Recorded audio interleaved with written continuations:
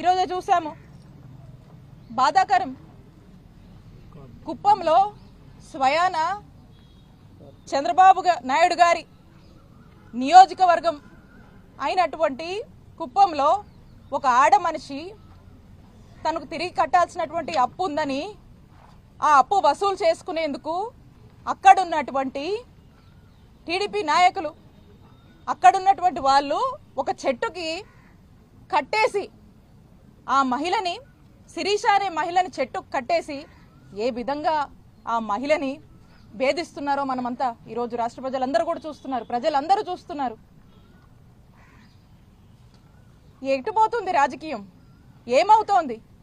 మహిళల రక్షణ లేదు, అదుపు తప్పినటువంటి లా అండ్ ఆర్డర్, మహిళల భద్రత లేదు, మహిళల పైన అఘాయిత్యాలు, కొంతమంది మహిళల ఆజుకు కూడా మనకు తెలియట్లేదు. ఒక మహిళ ఏదైనా సమస్య మీద పోలీస్ స్టేషన్కి వెళ్తే కంప్లైంట్ తీసుకునేటువంటి పరిస్థితులు లేవు రాష్ట్రంలో పరిస్థితులు. మహిళలపై వేధింపులు, దాడులు, అరాచకాలు, ఇవన్నీ కూడా కూటమి ప్రభుత్వం అధికారంలోకి వచ్చిన దగ్గర నుంచి ఇదే వైనం కొనసాగుతుంది ఈ రాష్ట్రంలో. ఎందుకు మీకు కనిపించట్లేదు? మహిళల కష్టాలు ఎందుకు కనిపించట్లేదు? మహిళల భద్రత గురించి, వాళ్ళ బాధ్యత గురించి, మహిళల యొక్క జరుగుతున్నటువంటి వాళ్ళ మీద దాడులు, అరాచకాల గురించి ఎందుకు ఈ కూటమి ప్రభుత్వం పట్టించుకోవట్లేదని మేము ప్రశ్నిస్తా ఉన్నాము. ఇదే మా జగనన్న హయాంలో మహిళల గురించి, మహిళల రక్షణ గురించి, మహిళల సేఫ్టీ గురించి, సెక్యూరిటీ గురించి, ఎంపవర్మెంట్ గురించి, ఏ మహిళకి ఎక్కడున్నా కూడా దిశ యాప్ లాంటి చక్కటి యాప్లు పనిచేస్తూ మహిళా పోలీస్ స్టేషన్లు తీసుకొచ్చి ఎక్కడ ఏ మహిళకు ఏ టైం అయినా ఏదైనా కష్టం వస్తే అండగా ఉండింది జగనన్న ప్రభుత్వం. ఇమీడియట్ గా రియాక్ట్ అయింది, స్పాంటేనియస్ గా రియాక్ట్ అయింది.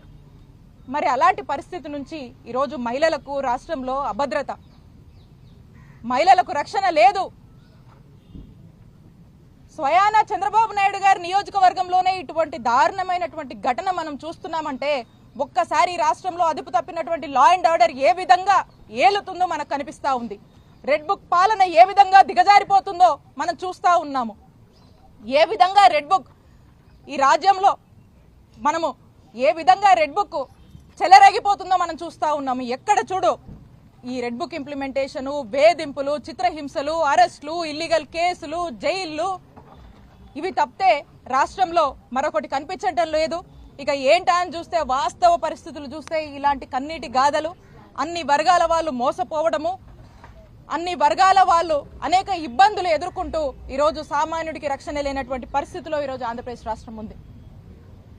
కాబట్టి నేను అడుగుతా ఉన్నా, ఇప్పటికైనా ఈ రెడ్ బుక్ మీద ఉన్నటువంటి దృష్టి పక్కన పెట్టి మహిళల మీద, మహిళల రక్షణ మీద, రైతులకు మేలు చేసే దాని మీద, విద్యార్థుల భవిష్యత్తు మీద, వైద్యారోగ్య రంగం ఇంకా ముందుకు చక్కగా నడిపే విధంగా మీ దృష్టి ఉండాలని, అందరినీ మీరు ఆదుకొని, అందరికీ ఈ కూటమి ప్రభుత్వము ఇప్పటికైనా కూడా మేలుకొని ప్రజలకు అండగా ఉండాలి, మంచి చేయాలి అనేటువంటి ఒక ఆలోచనకి రండి అని చెప్పి మేము హెచ్చరిస్తా ఉన్నాము.